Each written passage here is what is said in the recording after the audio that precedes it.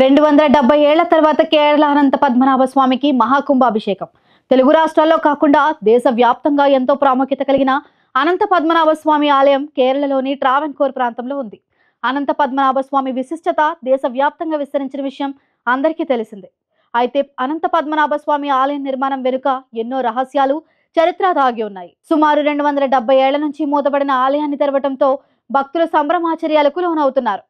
Recent గా 270 ఏళ్ల తర్వాత అనంత పద్మనాభ స్వామి ఆలయాన్ని పునర్ప్రతిష్ఠించి మహాకుంభాభిషేకం నిర్వహించారు.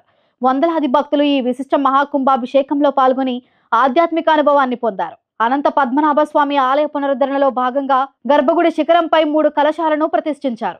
ఈ ఆలయ పునర్నిర్మాణానికి సంకేతంగా భక్తుల రక్షణగా ఉంటుందని ఆలయ నిర్వాహకులు, పండితులు, పురోహితులు అంటున్నారు. 300 ఏళ్ల నాటి విగ్రహం ప్రస్తుతం ఆలయంలో ఉన్న అనంత పద్మనాభ స్వామి విగ్రహాన్ని కూడా 300 ఏళ్ల అనంతరం పునర్ప్రతిష్ఠించారు. ఈ విగ్రహం ప్రత్యేకంగా కటు సర్కార యోగం పద్ధతిలో తయారైనదని చెప్పబడుతుంది. ఆలయ పరిరక్షణలో భాగంగా ఈ విగ్రహం ప్రత్యేకమైనదిగా చెప్పవచ్చు. తిరువంబడి శ్రీకృష్ణ ఆలయంలో అష్టబంధ కలశాన్ని ఉంచడం కూడా ఈ కార్యక్రమం ప్రత్యేకత. ఈ ఆలయం ప్రస్తుతం కేరళ రాష్ట్ర ప్రభుత్వానికి చెందిన ట్రావెన్కోర్ సంస్థానంలో ఉంది.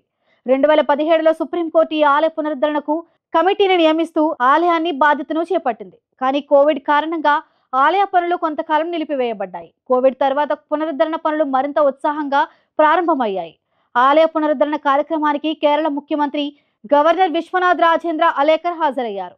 ఆలయంలో ప్రత్యేక పూజలు నిర్వహించారు. మొత్తం మీద అనంత పద్మనాభ స్వామి ఆలయం కేరళలో అత్యంత ప్రాముఖ్యమైన పుణ్యస్థలంగా నిలుస్తోంది. 270 సంవత్సరాల తర్వాత పునరుద్ధరణ చేసిన ఈ ఆలయం భక్తులకు మరింత ఎక్కువగా స్వామివారిని దర్శించుకునేందుకు భక్తి మార్గంగా మారింది.